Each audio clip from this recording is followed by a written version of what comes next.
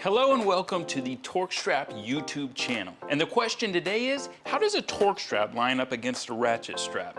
Well, we're gonna jump right into that today. So what this box represents is a typical cargo load. Now, granted, you're probably not strapping down empty cardboard boxes, but most cargo loads tend to shift and sink during transport. Both straps have been set out to length with similar anchor points. So, as you all know, to get a ratchet strap started, you basically want to move the webbing to a position where you have a little bit of tension in the slack, but not too much. And then we can go ahead and start the ratcheting mechanism. It's important to note that with every click, as we build tension, we're adding almost 60 pounds of tension with every single click. So it's important to be careful and precise to get just the right amount of tension before we collapse our cargo or even cause damage. Okay, so we got a decent amount of tension on the ratchet. As you saw, we had a little bit of load failure right here, but that's okay. We still have pretty good tension. Now, next we're gonna tighten up the torque strap, and then we'll compare and contrast how this load might handle after a few miles. If you don't know how to use a torque strap by now, it's pretty simple. There's just one rule, and that is you pull. This box really isn't going anywhere, but we're still in the parking lot. Now, as we leave the parking lot, we hit that first curb and we start to wiggle and shake.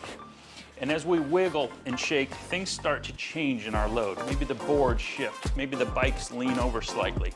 But with a load like this, what's most commonly gonna happen is your corners or edges are gonna collapse. Okay, so we have a pretty even cargo shift and cargo sink going right through here. Now, this is the big difference between torque straps and ratchet straps, among other things.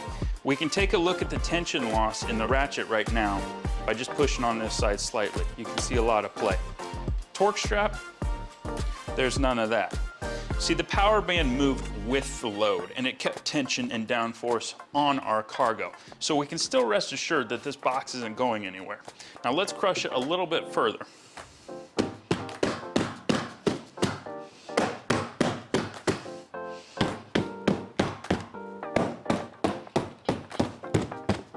Okay, so now our cargo load has undergone a significant load sink.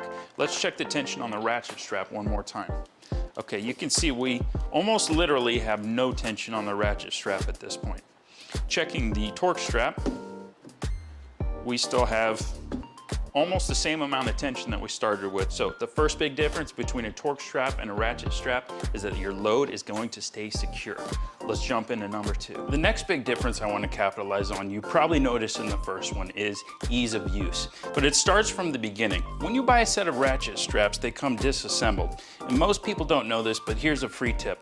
In order to weave the ratchet strap, you're going to basically push the webbing through the back and then back out the back, but just above that middle cam. This is going to keep the webbing out of your way while you're operating the ratchet mechanism. Once you have the webbing woven through, pull it to tension. You don't want to pull it tight, you want to leave it a little bit slack and then begin to ratchet.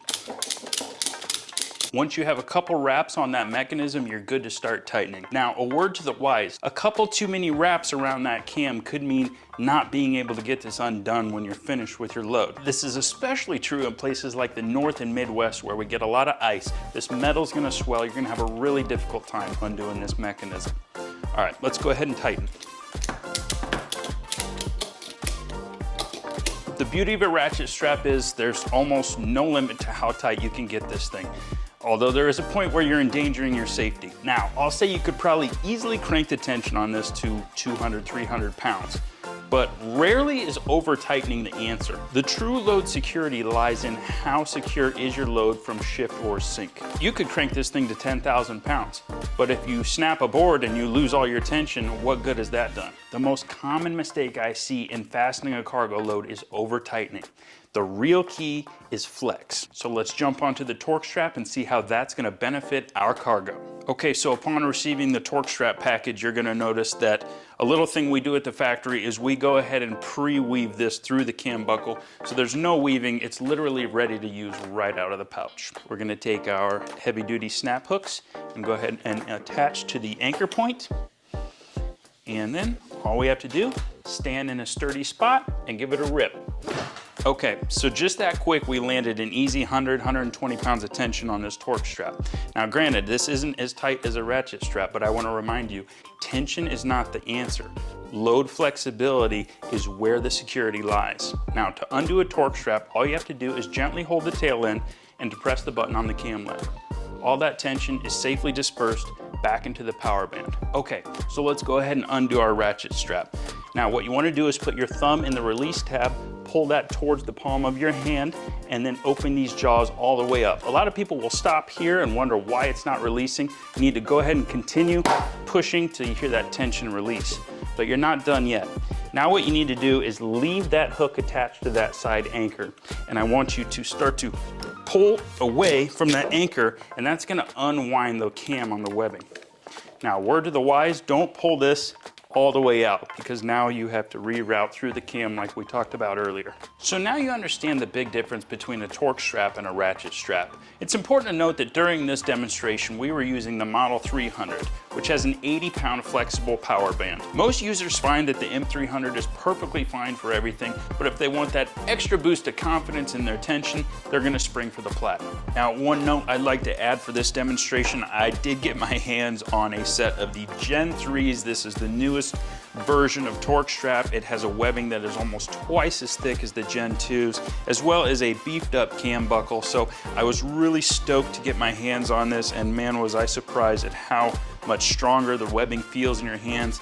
Not to mention it comes with a higher load rating. These are gonna be available around December 2022, so keep an eye out for that. All right guys, that wraps up today's demo. You now know the difference in a torque strap and a ratchet strap. Now, an important note, just remember, every strap has a specific purpose and a specific place. It's ultimately up to you to decide what you're comfortable using and how to best secure your cargo. Until next time, thanks for stopping by, and I'll see you on the next one.